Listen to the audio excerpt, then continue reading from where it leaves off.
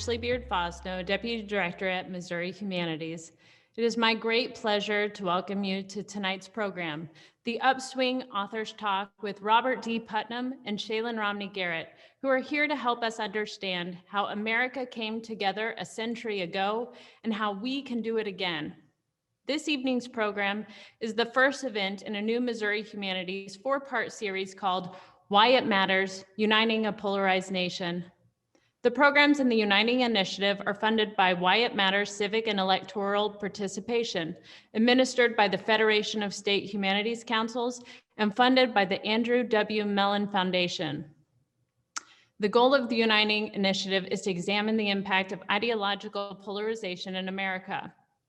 Our nation is torn by partisan distrust, disinformation, exclusion, and coarsened public discourse. Through the Uniting Initiative, Missouri Humanities is exploring the lasting scars of polarization on our democratic practices and civic participation. Through the power of connecting, listening, and learning, we are uniting Missourians. Sign up for the Civility Challenge and use these cards to listen to someone who doesn't think like you, or learn from an upcoming panel of historians at a virtual discussion called A Nation Divided.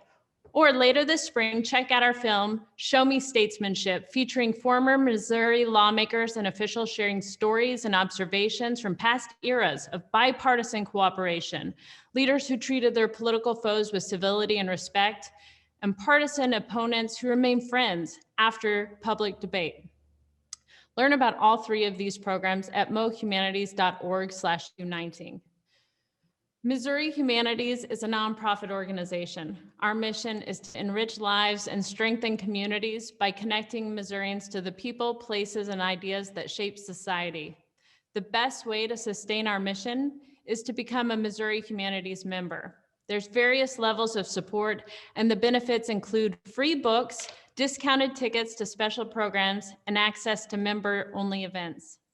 To become a member, visit mohumanities.org and click Memberships under the Donate tab.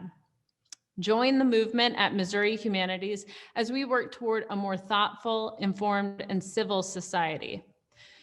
Missouri Humanities is live streaming tonight's program via Facebook. The format will be 30 minutes of presentation by the authors, followed by 30 minutes of Q&A at the end of the presentation.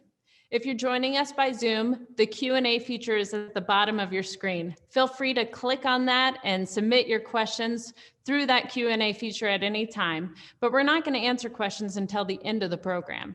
And while we'll try to answer as many questions as possible, we won't have time to get to every question tonight. At the end of tonight's discussion, a poll will pop up with this evening's program evaluation. Or if you prefer, you will also receive a link to the post-event survey in your email inbox tomorrow. Please consider filling it out.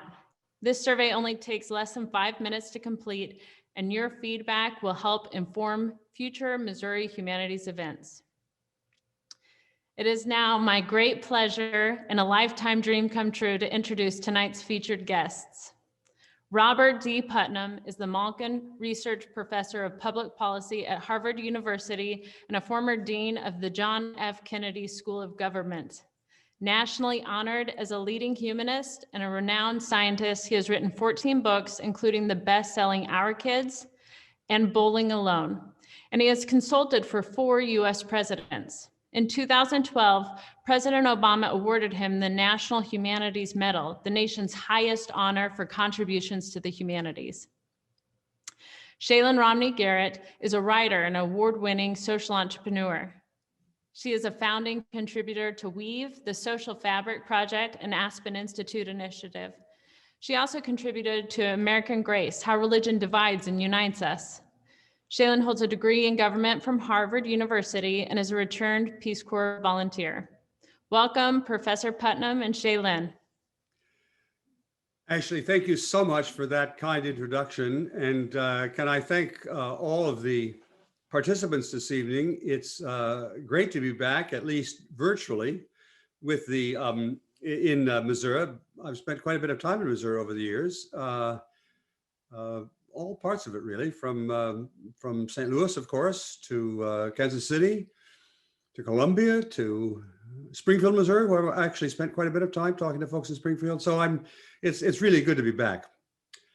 Shaylyn and I want to try to give you a taste of a book that we've recently published about the degree of polarization and the degree of disconnectedness that we're currently suffering through as a country. If we have the next slide, I'm going to just give you a quick overview of the book. Here's the point. America's in a pickle. And actually, just about everybody in America agrees. The only thing we all agree on is we're in a pickle. It's being a little more statistically accurate about it. We have reached today, America has reached today, historic levels of political polarization. The only time in American history that we've come even close to this level of political polarization was, sadly, in 1860, 1865, the Civil War. That is, we're actually at virtually Civil War levels of political polarization. We all hope that we don't stay here very long at this level and that it doesn't get any further into violence. But we've seen very recently that we're actually frighteningly close to a violent level of political polarization. But that's not all. We're also at an extreme level of economic inequality. The gap between rich and poor in America has hardly ever been as great as it is today. And as we'll see, the only other time that we've ever come close to this level of economic inequality is in what was called the Gilded Age at the end of the 19th century. We're also unusually socially isolated. That is, we're socially fragmented. We're not connecting with our neighbors and our friends even, and our family, and we're certainly not connecting with people on the other side of town, or we're in all ways, our level of social isolation is extremely great now. And finally, and this is, we're going to try to show you a few graphs that show you actually what this looks like in quantitative terms. America's culture has rarely been as self-centered as it is now. So the first question that we want to ask is, how did we get here? And then the second question that we want to ask is, so what can we do about it? And I'm going to start off talking about showing you some of the dimensions, showing just a little bit, tidbits of the evidence, so that you don't think I'm just blowing smoke, the evidence for the degree of political polarization, economic inequality, social isolation, and cultural self-centeredness. And then after I've shown you what that picture looks like, I'm going to pass the baton to Shaylyn, who's going to talk a little bit more about what can we do to get out of this situation. So let's have the next slide, please, Ashley, if you're, or whoever's running it. If we can have the next slide. Pardon me. Now, this is a humanities lecture, not a scientific lecture, so I'm not going to go through in great detail, but it's a very useful picture to begin with. And all the graphs are going to have exactly the same form. And if you're a little uneasy about numbers or charts, just hold on, because Shaylyn is going to go over these same points, but she's going to do it from a narrative point of view, telling a story. But the charts are themselves a useful skeleton, a framework, I mean. As you see over at the far left-hand side of this chart, we have the around 1890. That's where the graphs are all going to begin, about 1890. And at the far right, we have today. Over there, we have 2000. Now, not all the charts are going to go all the way to 2000, because sometimes we have data that's a little bit out of date, but only a couple of years out of date. And the vertical axis, and all these graphs, the vertical axis is some good thing, so that up is generally good. In this case, up means political comity, or what you could call bipartisanship. It's the opposite of polarization. And so if you start over at the, just quickly, we'll review the history of America in terms of what the data show about the degree of political bipartisanship versus polarization. We start off in 1890, or in 1895. America is a very, very polarized. The only time before then in American history that we've been this polarized is, as I said earlier, the Civil War. In 1890, 1895, we were extreme. There was a very big gap between Republicans and Democrats, very polarized. As you see, though, then in the beginning, as the 20th century begins, in around 1910, we begin to become a little less polarized and a little more likely to work across party lines. that line continues to rise. We go up through the 20s and 30s and 40s and into the 50s. There's Harry Truman right up there. And America is basically pretty cooperative across party lines. And he's followed by Eisenhower, who's also a very cooperative, bipartisan guy. Dwight Eisenhower was probably the least partisan president in American history since George Washington. So we were cooperating. Of course, we disagreed about things, but there was a lot of bipartisan cooperation. But then as you see, as we go into the 60s and especially as we go into the 70s, that begins to change. And we begin to drop and become more and more polarized, steadily more polarized, sharply more polarized. It just keeps going down until we hit, well, in this graph, we go up to 2015, 5 years ago. But actually, if we use data from up to this very moment, the beginning of 2021, exactly, it goes down there. And at that point, we're down in Civil War territory in terms of the degree of polarization. So now let's go to the next chart. And here we're going to look at a different dimension of American society. Here we're not talking about political polarization or depolarization. Here we're talking about the economic equality, the degree to which there's a gap between rich folks and poor folks. These data actually begin only in 1913. The hard data begin only in 1913, because that's when the IRS was first established, and therefore we begin to get really pretty good data, hard numbers on the size of the gap between rich and poor. But then as you see, and in fact, we have some not so good data that's a little bit off to the left here, we have not included on it because we're not quite so sure about it, but it shows that in the 1890s and 1900s, we were even less equal. But now, as you see, beginning around 1910, that begins to change and we begin to become a little more equal. Still not very equal, but then we're going in the right direction. There's a pause during the 20s. As you can see, that's the roaring 20s. Gap between rich and poor grew a little bit as the stock market boomed, but then coming out of the 20s and into the 30s, more and more equality. You can see right there is the New Deal is coming in. We keep going here, and during the 40s and into the 50s, we're still becoming more and more equal. There's a little bit of a pause in the late 40s, but then coming into the 50s and into the 60s, probably, it's not entirely sure, but that is one of the most equal periods in American history in economic terms. Now, I don't mean that it was a commune, that everybody had the same income, of course not. But relatively speaking, compared to other countries in the world or compared to our own history, we were pretty equal. But then, surprisingly, it seemed, we suddenly began to become less equal.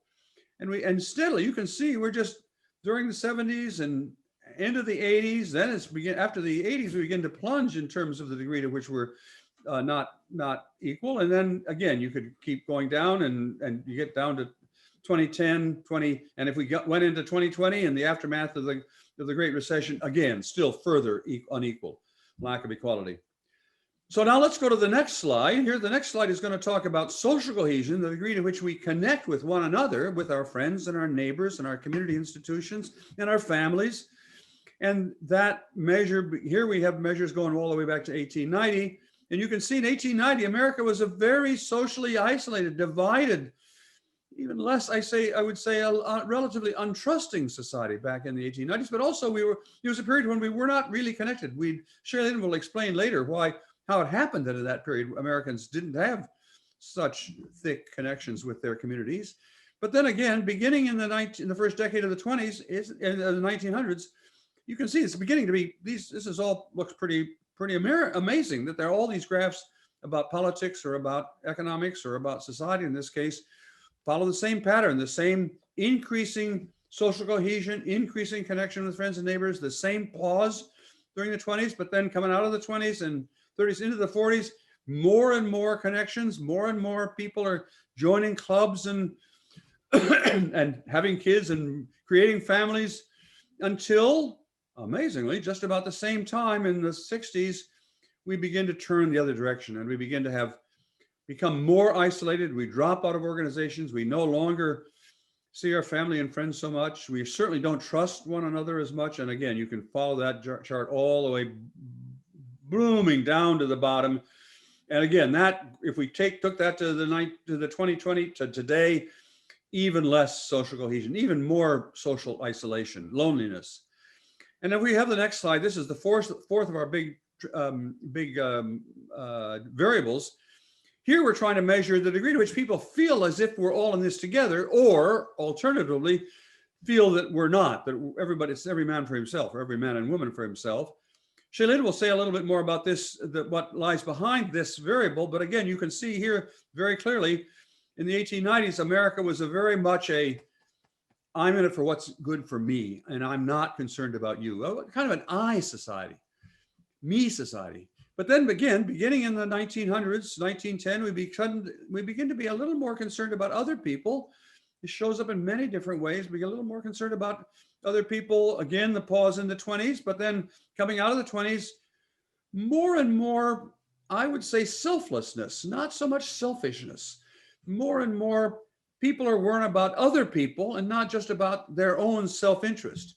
And that keeps rising through the 50s, through the 60s, until 1964. There it is, the top. America is, at that point, very much a we society. We're all in this together. But then almost as quickly as we got up there, we began to fall from that peak and move back toward a kind of an I society. And again, you can see the same chart. I wish I had time to tell you about all the detailed data that underlies this graph. You have to sort of trust me in a way here that these are really hard numbers until we get down now. And today we are in the most narcissistic, almost the most narcissistic period of American history. Now let's just look at all these slides together. If we have the next slide, you'll see I put them all together, and it's all, you can see the economics chart I showed you, the politics, the social connections, and the cultural data. And they all form essentially the same curve. And if you go to the next slide, we have just done that. We put the whole darn shooting match together, and there it is. That's what America looked like over the course of the 20th century. We begin polarized, unequal, socially isolated, and narcissistic, self-centered. That's the I period. Over the next couple of years, you can even see there the pause in the 20s that we saw in some of those other graphs, but then reaching up until the middle 60s, more and more connection, more and more we-ness, and then suddenly begin to plunge down. And we end up back where we are now. As we said at the beginning of my remarks, a pretty awful situation that none of us likes. Shaylyn, you want to pick up the story there and tell us a little bit more about what that all means in terms of American, real, not just my boring data, but what the stories are that lie behind that graph. Sure. I mean, I think it's really important to highlight here how rare it is to see so many different variables follow the same trajectory here. And so that's one of the stories of this book, is just the striking way in which all these very different phenomena followed this same course. And a lot has actually been written about the second half of the curve, the downturn. I think one reviewer said that we've almost got a whole genre of books now called the How We Got Into Such a Mess genre of books over the last 10 years that are looking at different aspects of this downturn and trying to explain it. And so, as Bob discovered this remarkable confluence of statistical data, the question was, well, are we writing another book about the downturn, or are we writing a book about something else? And really, for us, the focus of the upswing is, in fact, the upswing, not the downturn. What we want to look at here is not so much how we fell from grace, so to speak, as a nation, but what happened during the period of history that bore remarkable resemblance to the period we're living through today.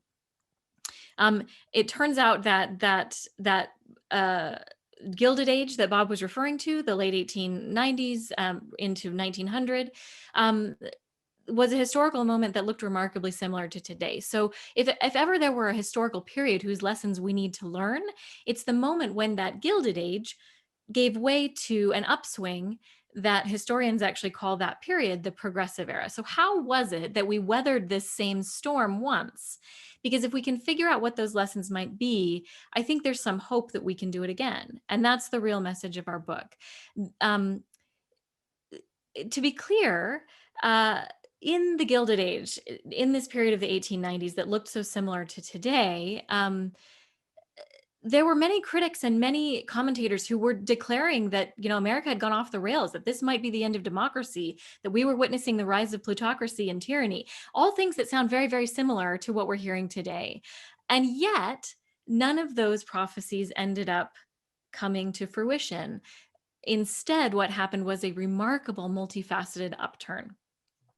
There was a determined group of reformers that really set in motion a sea change for society that pulled us up and out, and into that sort of peak of we-ness that we see in the graph here. So the question is, how did they do it? What were the aspects of this upturn? So if we can go to the next slide. What we want to highlight here is a few lessons from America's last upswing. So again, the historical period that we're focusing on here is a period called the Progressive Era that started roughly around 1900, went roughly through maybe 1915, but the legacy of which really spanned that full 60 to 70 year period during that first 2/3 of the 20th century. Now, I want to be clear that when we're talking about the Progressive Era, we're talking about capital P progressivism. We're using the term differently than it is that tends to be used today. Today, we tend to hear progressive to refer to the sort of left end of the political spectrum. But the progressive era, actually, the progressive movement of this previous era in American history was quite bipartisan. It was actually really diverse, so diverse as to be almost barely coherent. There were a lot of different issues being brought to the fore, a lot of different factions coming together that all had this progressive ethos. So I want to be clear that that's what we're talking about. We're not talking about the way that we would describe progressive today. So what was it that happened during this upswing? A lot of times people ask us, well, you've got these 4 different graphs. Which curve turned first? If we can figure out which curve went into the upswing first, well, then we would know that that was what we would call a leading indicator. That's a statistical term for, what happened first. And if you can identify the leading indicator, well, you might be able to say, well, that was the cause of all of the rest of this.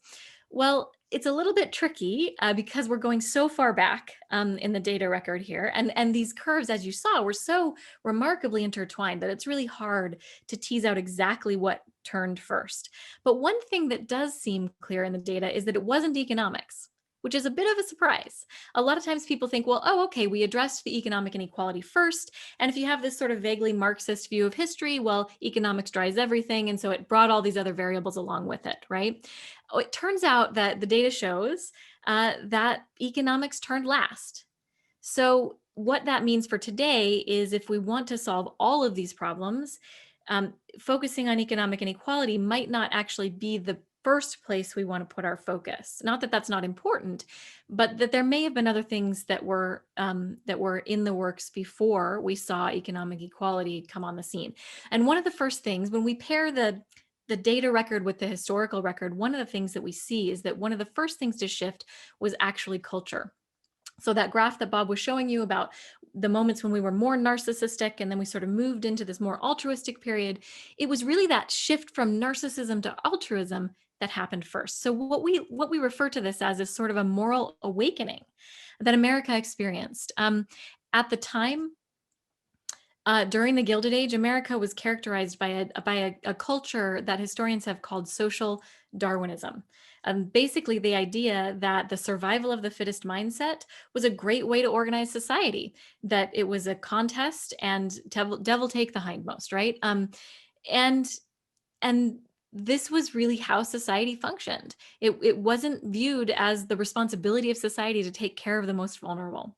And onto the scene came a movement called the social gospel movement that really originated in evangelical Protestantism, but became much more of a broad cultural phenomenon in which this group of people began to question these primary conceptions about the nature of American society and what we owed to each other. And there began to be more of an emphasis on responsibilities and less of an emphasis on rights and what's in it for me. And this was really about more than just pointing the finger at the idle rich or expelling the bad apples from society. The historian Richard Hofstadter called this period a period of moral indignation directed inward. There were chastened elites who suddenly began to see their complicity in a system that had produced this terrible inequality, terrible polarization, and extreme cultural narcissism. And they began to see that change that they wanted to see in America was going to have to start with them changing from from within themselves. So that's a really interesting thing. This shift to the social gospel happened really early in our upswing, and it looks as if this may have been a driver of some other things. Another aspect of this upswing was that it was incredibly youth driven.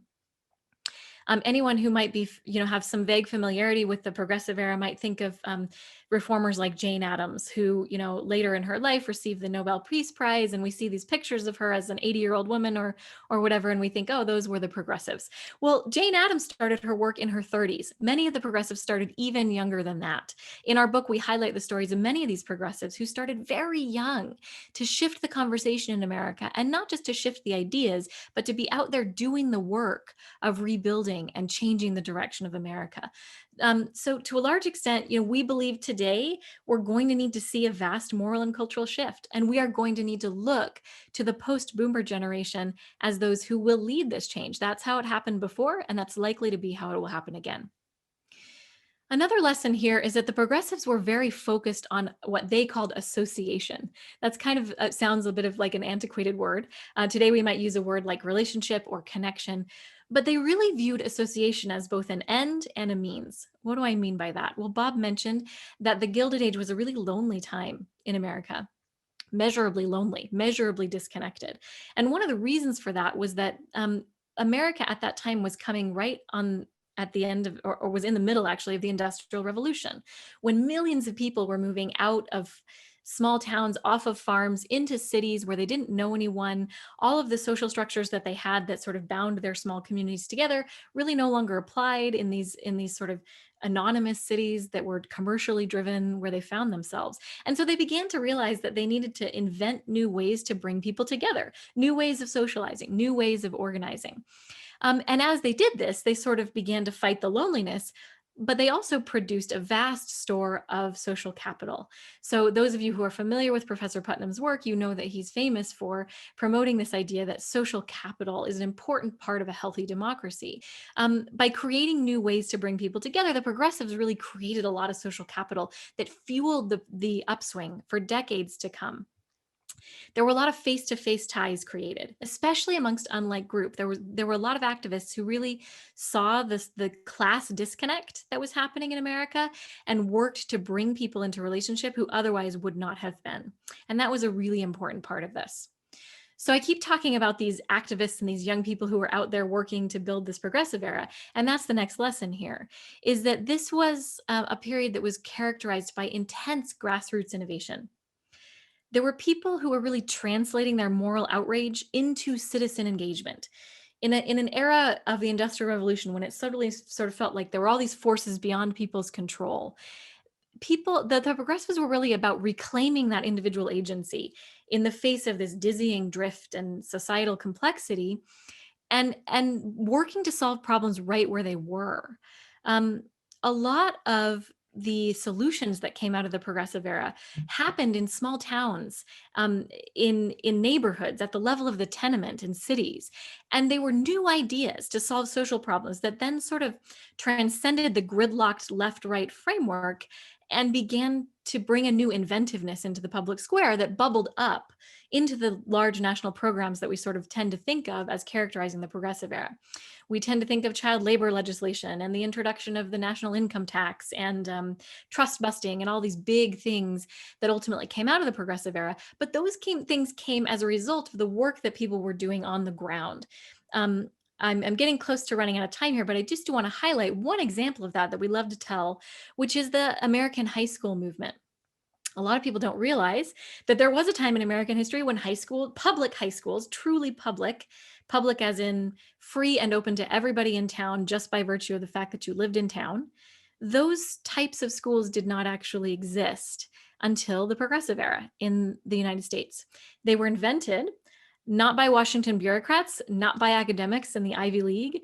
They were invented by real people in small towns who were looking around and saying, the economy has entirely changed. If I want my kids to succeed, they're going to need a secondary education.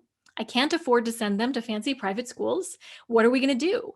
And these towns and these citizens banded together, and they started to pass local tax initiatives, and they started to create a free public school for all the kids in their town. This worked successfully in a couple of places. And then within a decade or two, it, as we would say today, it sort of went viral. And it became a movement that then ultimately became part of our structure of government, how we run this country, right? And that shift to providing secondary education for all Americans fueled an enormous economic boom that lifted all the boats in America for decades. That did not come from the top down. It came from the bottom up. It's an incredibly important lesson because so often today, I think we're looking to Washington to solve all of our problems. If we're going to look back to the period of history when the problems really were solved, they were solved by us, by people on the ground. So that brings me to the next point here on this slide, which is that charismatic leadership was the lagging indicator of this story, right? The Teddy Roosevelts of this story didn't come onto the scene until the Jane Addamses had been doing their work for 20 years. And I think that, again, looking for one political leader on either side of the spectrum that's going to come in and fix everything for America is probably a mistake. That's not how it happened last time. It's not likely to happen again that way. We need to do the work as Americans, as citizens, and then those political entrepreneurs will come and translate that uprising into policies and programs that can last and that can be federalized or whatever it looks like. But the work is going to have to start on the ground. We really believe that that's going to be a really important lesson for today. So I've highlighted all these great things about the progressive era and about the upswing and how wonderful it was. But it's important to say that not all of the lessons that come out of this era were positive. There are several cautionary tales that actually come out of this era. We highlight those in the conclusion of our book, but I want to hit one really hard right now, which is that many of these progressives that we're lauding, not exclusively, but mostly were racist. And so a lot of the institutional racism that we are now forced to come to terms with in our society today was sort of knit into the programs that were and the reforms that were created by these progressive era leaders.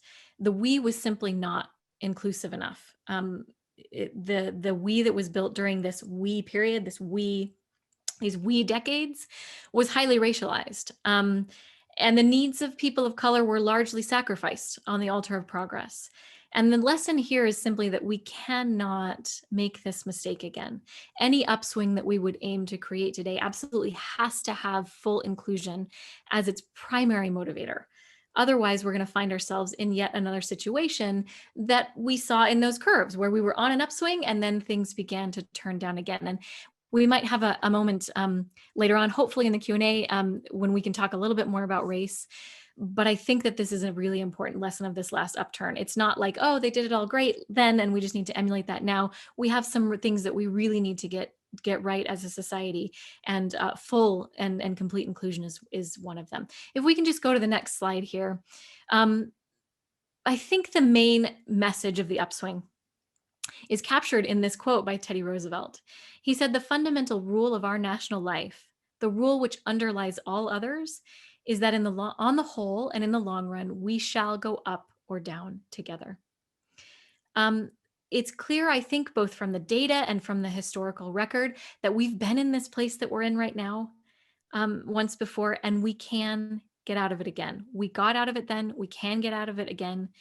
One of the things that I would highlight, though, is that during the last progressive era, what we experienced was a pivot. It wasn't an overnight change. It wasn't like everything suddenly got better within a year or two. When you think about a pivot is when you're actually standing in the same place, but what you do is you just change direction and you start putting your energy in a different direction. We may be standing in the same place for a while as America, but what matters is when more and more of us begin to understand that we have to work together. We have to pivot away from I and back again toward we, put our energy in that direction and let it take us into another upswing. We believe that this is possible. We think that there is hope for America. It's a dark day in America, darker even than when we wrote this book. We still maintain hope because we believe that Americans can turn it around. We've done it before. So that's our presentation today, and we are super excited to take your questions and to just discuss this with you some more. Fantastic. Thank you for that fascinating presentation. If you're just joining us, I'm Ashley Beard-Fosno. Missouri Humanities is hosting the authors of The Upswing. We're visiting with Robert D. Putnam and Shaylyn Romney Garrett about how America came together a century ago and how we can do it again. So like Shaylyn said, we'll turn to some questions now. The first question actually picks up where we left off a couple of slides ago, Shaylyn. It's a question about race. Mhm. You mentioned that our American we was never expansive enough. Can you tell us more about how race played out in America?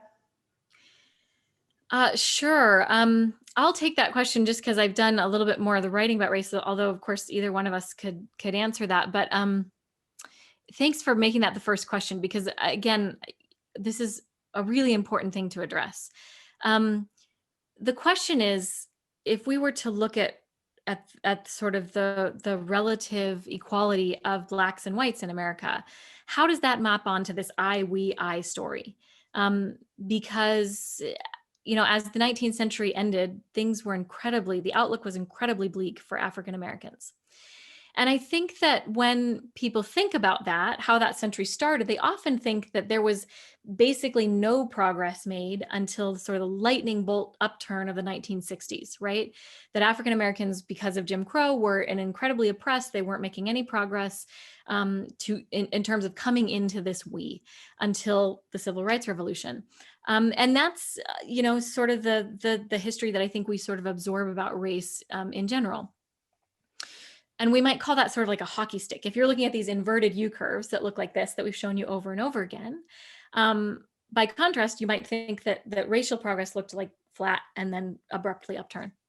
And in many ways, it's important to acknowledge that that's accurate, particularly when it comes to the longstanding lack of political representation, the longstanding white supremacy in mainstream culture and in the media, the lack of access to professional schools and jobs, residential segregation. A lot of these stories do track that trend, but there were also some surprises when we looked at the data behind this.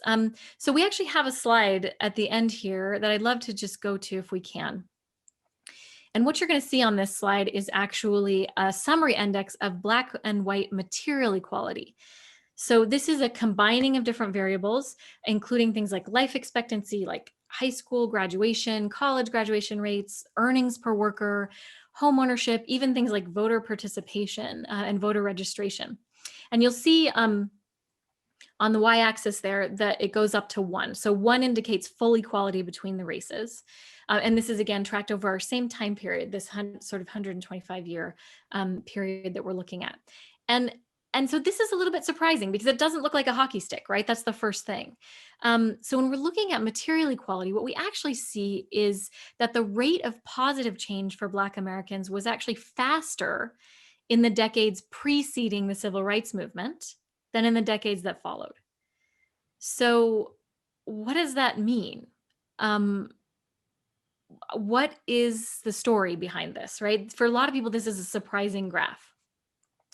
For a couple of reasons. One, because of that sort of unexpected progress made during the first 2/3 of the century. And then the other, because when the Civil Rights Movement happened, right there in sort of the 1960s, 70s, what we see rather than a sort of acceleration of a trend that was already going upward, what we see is actually a stagnation. And on many of the individual measures, we see a decline. So what happened? Well, the story behind this graph, this sort of slow, insufficient, but nonetheless mistakable decades-long trend toward racial equality during the first 2/3 of the century is mostly that Black Americans were standing up and claiming their place within the American we. Most of this progress was in a separate sphere. Black Americans were making progress relative to white Americans, but not in the same places as white Americans, if that makes sense. But many millions of Black Americans during this period were migrating from the South into the slightly more hospitable West and North, and experiencing the ability to get access to education, to access to healthcare, better earnings, the ability to own a home, things that simply were impossible before the Great Migration. So a lot of this was driven simply by Black Americans engaging in sort of mass self-help. So that's a huge part of this story, right? And this is a story that Black Americans know. It's not a surprise to Black Americans, and this is their family history. But a lot of white Americans don't realize that this is actually what the century looked like. But the other piece of the story here is the stagnation, right? Just when the civil rights movement happened, we probably would have expected that this upward trend would have accelerated, and it did not. Just when that sort of dam of segregation finally broke, why didn't those trends accelerate? There's a couple answers to that question, one of which unfortunately is quite familiar, and that is white backlash to the civil rights movement. There were many white Americans who were in favor of civil rights in principle, but when it came time to the actual implementation of civil rights legislation, they were much less enthusiastic. And so a lot of the promised gains from the civil rights legislation really just never came to fruition. But there's another interesting story here, which is when we take this graph and we map it onto that I, we, I, what we see is actually that Black Americans made more progress during the we decades, and that the civil rights legislation, not surprisingly, passed sort of during that peak of American we-ness. We had this very sort of fragile national consensus around widening the we, and that's when the civil rights legislation passed. And then as we made a broader turn as a society back toward an ethos of I, we saw stagnation in terms of actually making America a we that includes everyone. So, you know, the I decades and their heavy emphasis on individualism on both ends of the political spectrum and in the broader culture turns out to have been a negative for racial progress in America. And so I think, we like to just really highlight this mostly because it's a story that doesn't get told a lot, that's somewhat surprising, particularly to white Americans, but also I think because it gives us a lot of context for the intense frustration that we saw just sort of explode in 2020 around the lack of racial progress in communities that are still segregated, that are still excluded, that are experiencing basically the same conditions that they were experiencing a generation or two ago. This is really the backdrop of the Black Lives Matter movement, this sort of intergenerational stagnation. So the big lesson here is that we can be defined in more inclusive or exclusive terms. And those first 2 decades of the century were indeed highly racialized. But at the same time, any attempt that we make to bring about a new upswing has to not be racialized anymore. It just can't be racialized anymore, because the story here is that, again, the upswing had sort of knit into it the seeds of its own demise by sort of kicking the can of full inclusion down the road.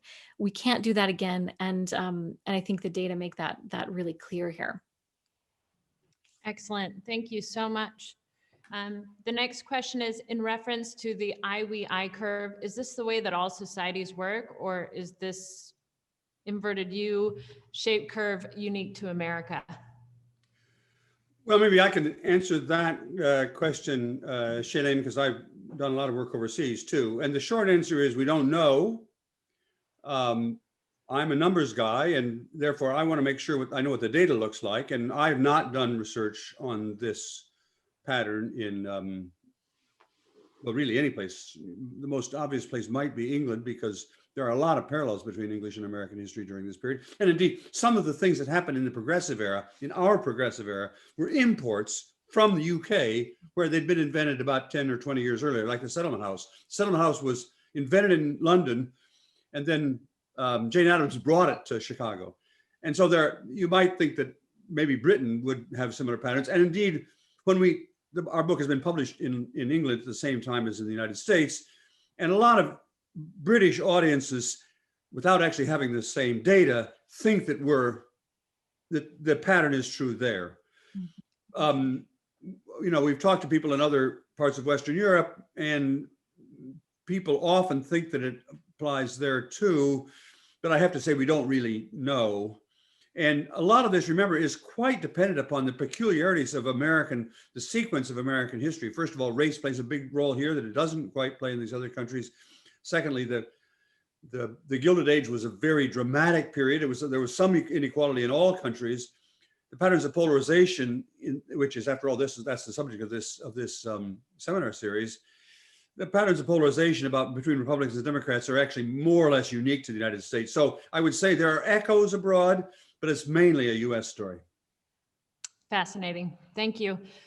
The next question is, in the Upswing, you focus on the American we. Is there any value to considering a global we, or maybe thinking about it on a smaller scale, a Missouri we?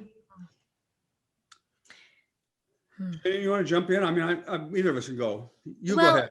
just quickly, and then I'll pass it back. I would say, I would tend to say what we need to do is focus more locally, right? Yeah. I mean, again, that's that lesson of the progressive era being about the grassroots. So if we, I mean, and what's so fascinating, you know, Bob brought up the data about family. He very briefly mentioned family formation was a part of this story. So when you look at the fascinating chapter in the book about that assembles all the data around culture and around social capital, you see like even our family we has broken down. So for me, when I think about that moral transformation, I think about it starting actually as heart work and moving out from there. I think we tend to skip all these levels, right, and go straight up to the political, the national political, and think that, you know, we're going to fix that and then everything's going to trickle down, you know. And I actually think the message of this book and the message of that era of history is that it went in the other direction.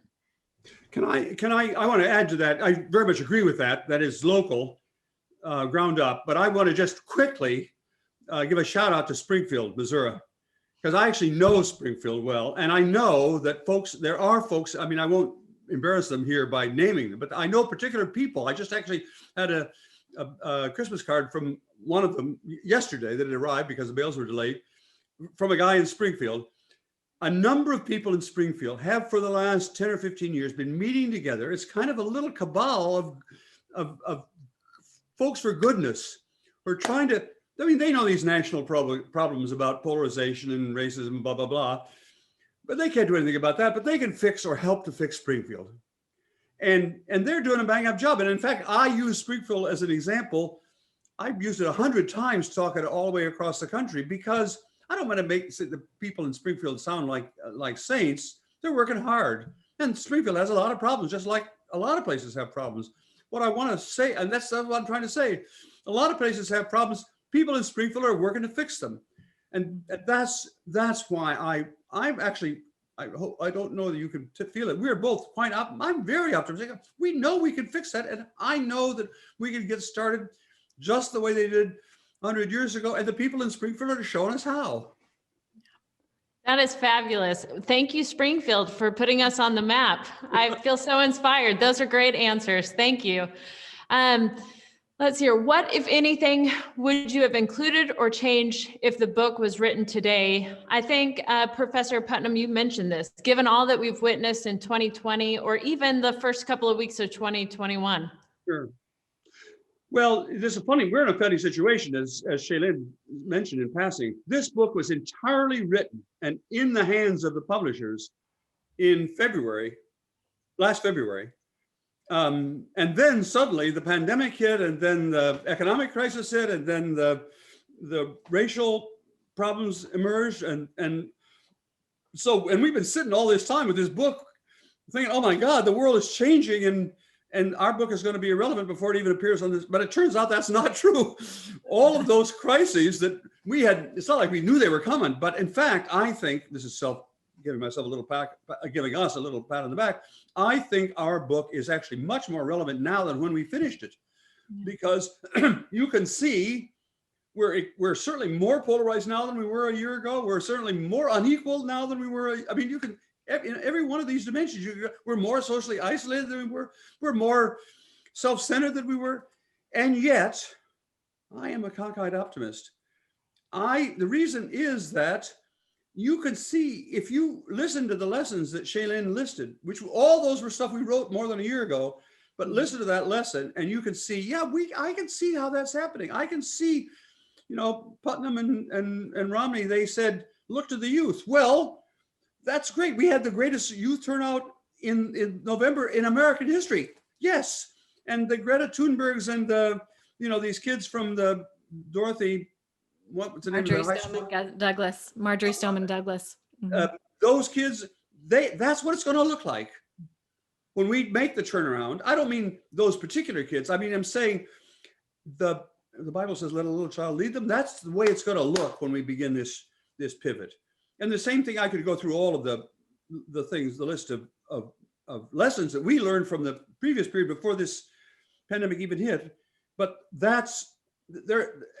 Strangely enough, I wouldn't change a word of this book, even though it was written.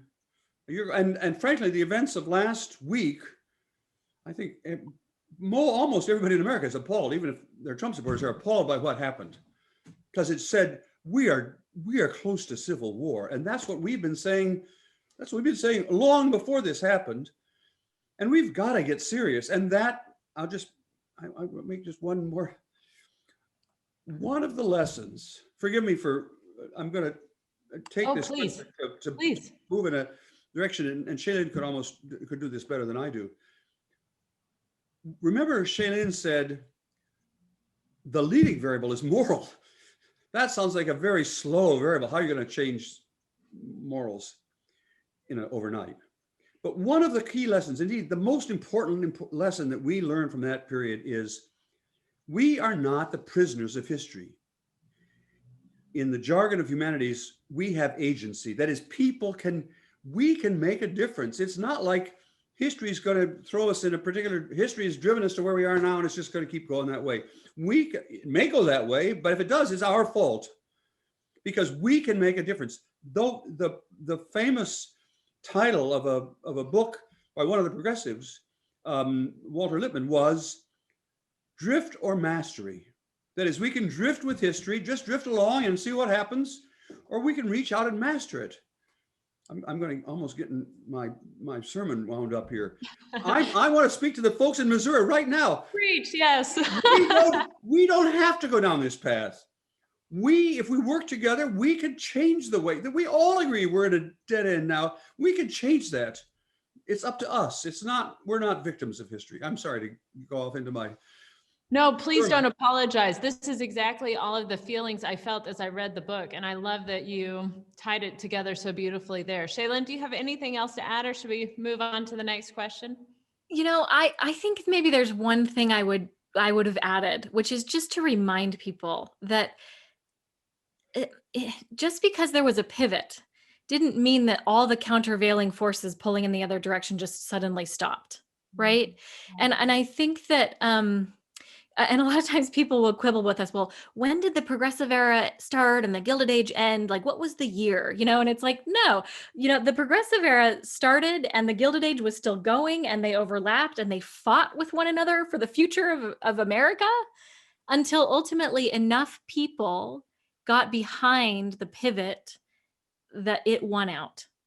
And I think that's so important to remember, because we can't just wait around to go, oh, now it feels like we're going in the right direction. Now I'm going to get out and volunteer. You know what I mean? Like, we have to push it in that direction, even when and especially when it feels impossible, right? It's that classic battle between, the good and evil, right? Are we going to actually get in there and fight for the America that we want to see in the darkest hour, when it feels almost impossible that it could be turned around? Thank you. That's so powerful. Larry asked our next question. He said, could you speak to the impact Union Association had on narrowing income inequality? And as a follow-up to that, should Americans work to revive the associations of the 20th century upswing, or should we be focusing on inventing new ways of building social capital or connecting? Shaylyn, let me take the first part of this question. This is a Gebhardt question. I know what that first question was, the question about the unions. I think Missouri, and I'm thinking Gebhardt, and I'm thinking maybe that's a little unfair, and I'm thinking Harry Truman and so on. That's the period in which Missouri was playing a big role in national, well, you still are, but you were playing a really leadership role in national politics. And it is true, as the question, was it Larry? Was that the name of the ask? Larry. Mm-hmm. It is true that unions, in the book, we have a graph of union membership, which looks exactly like all those other charts, except that the union graph goes up a little earlier and begins to turn a little earlier. It's a kind of a leading indicator. And so, yeah, of course, no one's saying everything that unions did was right. And so, it's not so simple as that, but organization of working people was one of the first things that began the pivot toward we back in the day, back in the at the end of the first Gilded Age and moving into the Progressive Era. And the decline of labor unions, which began statistically speaking some in 57, I think, it had a lot of causes. There was union corruption and there was resistance by business and so on. A lot of particular causes, but that was an indication that our sense that we ought to share and we're in this together, and that organization was a key part of that process. Yeah, so I think union membership, union organizations, and I know totally well. There's a lot of, I know perfectly well. There's a lot of now ideological fight about unions, and I don't quite want to get into that, but I do want to say organizationally, if there begins to be more organization among working class Americans, inclusive across racial lines, of course, that would be a very good sign for the pivot. But Shaylyn, the other question is, so what replaces the old-fashioned ones? Not unions, but other old-fashioned organizations. Yeah. So the question of whether we should work to revive the dying institutions or the dying associational life of the 20th century, I don't think that we should necessarily work to revive the Elks Club. Apologies to any Elks Club members who are on the call, but should we revive the spirit of the Elks Club? Yes. And I think that when you look at something like the Rotary Club, that's one of these that we highlight in the book. What was the motto of the Rotary Club? Service above self. That is not actually something that animates most of our associational life. Our associational life today is animated by what's in it for me. I'm a member of a cause that serves some interest that I have, and I write a check and I get the newsletter, and that's how I belong, right? Or do we belong to things in a way that helps us build a we, that helps us do for others? That is a spirit of those organizations that has been lost. Now, can we do that in an entirely updated way? Absolutely, we can. The other thing that I think that we should look to revive is the focus on bridging, what Bob would call bridging capital, right? So associations that bring unlike people together. People might be familiar with the narrative of the sort of the big sort, right? Which is, that data is sort of controversial, but it is clear, I think, that Americans are less and less in contact with people who are unlike themselves. And so again, the spirit of a lot of these progressive era organizations was to, like specifically the Settlement House movement, which I love, was to bring unlike people together. Well, how can we modernize that and do that in a way that feels right for the 21st century, but that has the same basic goal in mind? Actually, you will have heard that was a cheer out for the Civility Challenge. Yes, the Civility Challenge. Yeah, unlike-minded people together. Yes. And I think, and it's so right on to provide tools, because again, I've only grown up in a hyper individualistic culture.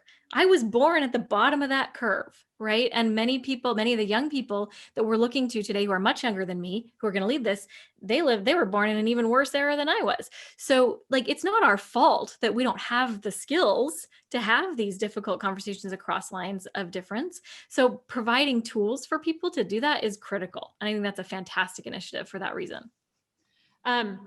Let's move on to the next question before we run out of time tonight.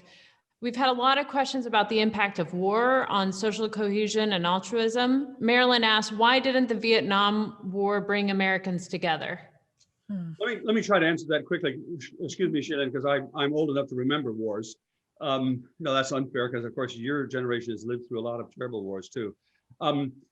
So war in general, it is true, as the questions imply, war does have a short-run impact on making us all feel one, we're in this together.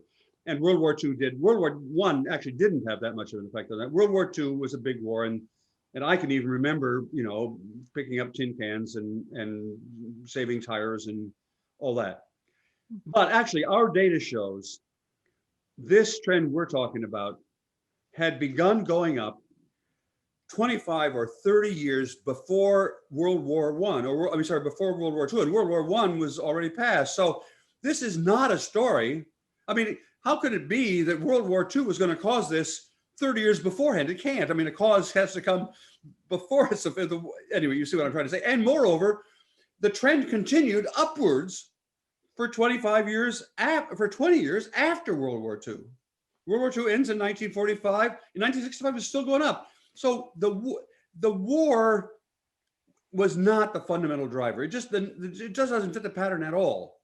It's true that the war gave a little additional flip in 45, but remember, 40 to 45, but remember, that's a little flip here. It is still going to be going up for another 25 years after that. So this is mainly not a story about war. And it's certainly not a story about the effects of depression. Depression actually didn't have that effect at all. I mean, I know that's part of the lore that this is all, and people nowadays say, well, maybe it's the job of the the Bush administration. I'm going to have to get used to the new president, the Biden administration, to do something like, the New Deal, and which may be right, but that's to misread history. The New Deal was actually building on things that had been done 20 years earlier. We go through this in great detail. The achievements of the New Deal were simply the development of things that had been developed during the Progressive era. So if we're going to get started on the New Deal, on another New Deal now, somebody has got to have been working for the last 20 years getting those new ideas in shape. Or to put it differently, we have got to be ourselves much more creative. We can't just pull out the old playbook. We've got to be ourselves working on a new playbook. I love that. I'm running to. I was going to joke and say, I'm just waiting by the phone here so that Joe Biden can pick up the phone and tell me what those new programs are going to be. But that was a total joke. No, it's grassroots. It's all bottom up. A Missourian will call you and let you know what our playbook is. That's a which Missourian. Okay, let's see here. This question might be a little off, and so maybe you'll have to correct it, but I love the passion and desperation that is read into the question. It says, where do we stand today? How far, Missourians are desperate to know, how far into the next upswing are we? Go for it, Shaylyn. Well, there's a couple different ways to answer that question. One, a lot depends on what happens in the next 7 days. Let's just be honest about that. I don't think that there's any way to predict what's going to happen between now and Inauguration Day. So let's just say that first. That being said, outrageous that we have to say that. I mean, I'm sorry. I know that everybody feels that way, but so go ahead. I'm sorry, Shaylyn. I've just got so stating that first and foremost, I will say one way to answer that question is, how far into the upswing is your community? How far into the upswing is your heart? When you ask yourself, am I in this for me? Do I view society as a competition and I put myself and my children trying to get them ahead in the game? Or am I thinking about our kids, to use Bob's phrase, our kids meaning all the kids in our community? Am I thinking about, am I orienting my life and my choices toward we? And how's my community doing on that? And how can I help my community do on that? When we look at the big picture of America and we look at what's happening in the Capitol, it's easy to say, we are just plunging further down this darkening path. And those two things can be true at the same time. It's important to say the nation can be plunging further, but the solution can also be emerging at the same time. That's how it happened before. So don't forget that. Look to yourself, look to your family, look to your neighborhood, look to your community to build that new we. And especially for younger people. That's so powerful. Thank you. Sorry, Professor Putnam, please go on. Bob, I was only going to say, especially for younger people, what's at stake here is your future, not just your future over the next 5 years and whether you got a job, your future over the rest of your lifetime. Yeah. And so young people are playing the long game. And this is a long game we're talking about. That's the point that Shaylyn is making, and we've both been making the whole time. We're talking about changes that are terrific for society, but they occur slowly and over the long run. And it's the power of steady, go through the difficult periods, but keep going in the right direction. And that's the right. That's a little from people. For someone my age, I may not even see this turn. But for my children, and especially with my grandchildren, I am very hopeful that my grandchildren will be living in a better America. I really am almost, yeah, I'm really optimistic about that. Oh, that's wonderful. I appreciate these answers so much. And like you were saying, with how we see the near future going, I think that it makes this conversation even more timely and important. So thank you. Thank you both for taking the time to answer these questions. We only have 2 questions left. This question is, the lessons of history in chapter 23 of Bowling Alone is a powerful addition to that book. How did Bowling Alone and American Grace and other past research contribute to the upswing and your decision to write the book? Well, that's a little personally directed at me, Shaylyn. We'll let you take the next question. It's a long story. I won't go through it all. Maybe what someone has obviously been cheating and read more of my books than just this upswing. What's common among all of them is that I've been trying to use my skill, which is I'm good at statistics and numbers and social science, to change America. And when I started writing, there's an even longer story. I'll just tell it very, very briefly. In January, it's actually very timely. On January 20th, 1960, my now wife, then a girlfriend, and I went to Washington and stood in the crowd on what was then the east front of the Capitol, and heard John Kennedy say, with my own ears, I heard him say, "Ask not what your country can do for you, ask what you can do for your country." I'm 80 years old, and the hair on the back of my neck is standing up right now, because that was a big moment for me. I was a kid, and I thought he was speaking directly to me. And one of the things that pains me most is that moment of the sense that we're all in this together and we can make a better country.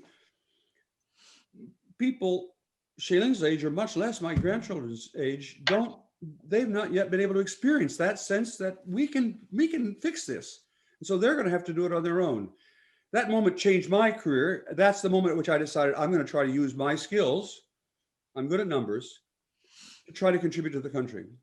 And there were some detours along the way, but Bowling Alone was the first of those efforts. And then there were successive books, as the questioner asked, generously asked. But I will, and I'm not going to do the whole my whole life history. But I do want to say one thing: how they're related to this book, to the Upswing. Take Bowling Alone. Bowling Alone is on one of these dimensions, namely social capital. Namely, it's the downturn on one of those 4 curves, and it's only the downturn. It's not about the upturn. So this book represents an expansion of Bowling Alone in 2 dimensions. First of all, it's not just social capital now. It's political polarization. It's economic equality. It's this cultural self-centeredness, and across time. Not over, Bowling Alone was about 40 years. This is about 125 years. And Bowling Alone, framing it that way, made it look like this, even though I was hopeful when I did Bowling Alone, as the author said, the last chapter it tries to be hopeful, but the book was basically a downer, because it just said everything's going down. And it's only when we got to this book that I began to see, actually, no, if you go back to this earlier period, you can see that's why we call this book the Upswing. We don't call it the Downswing, because that would have been Bowling Alone all over again, and it was a downer. That's the connection between. I just got a little smarter as I went along. Maybe not smarter, but I just kept widening the focus. But the last question is going to go to Shaylyn. Excellent. And this is perfect. The next question is, the audience wants to know, what are you working on next? And I have to say, Shaylyn, I read your blog and follow you on your website. And so I'm so excited to personally hear what this answer is. Yeah. So in 2019, I actually started a project called Project Reconnect, which was really about taking this down to a very personal level. At the time I started, I was working with David Brooks at the Aspen Institute on the Weave, the Social Fabric Project initiative, which is actually an initiative that is trying to tackle the question of how do you foment culture change? How do you actually try to fight hyper-individualism culturally? And one thing that we landed on was telling stories of people who have managed to fight hyper-individualism in themselves and in their families and in their communities.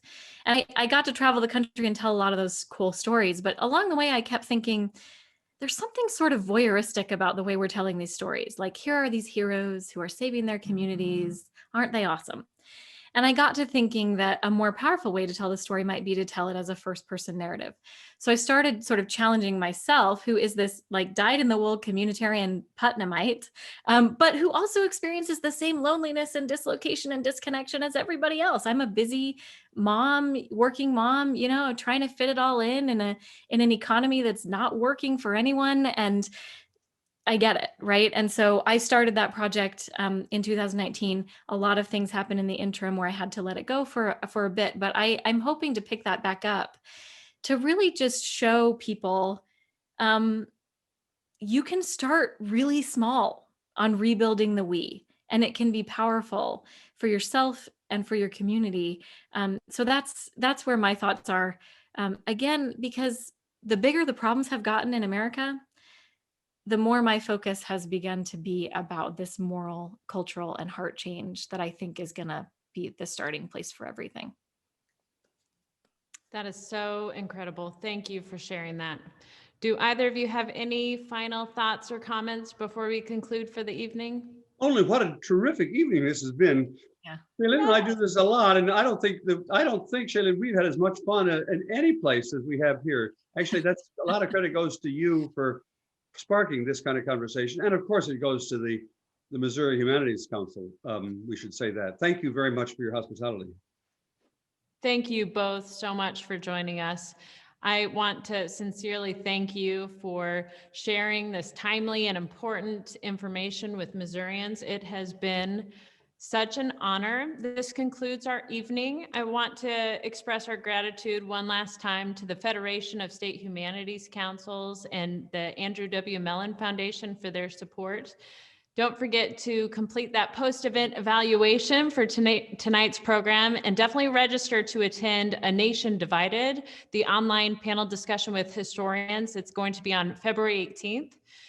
Keep connecting, keep listening, keep learning and uniting. Like Shaylyn said, we'll start with the heart work first.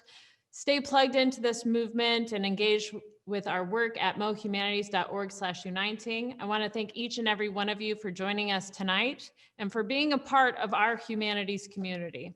We'll see you soon. Good night.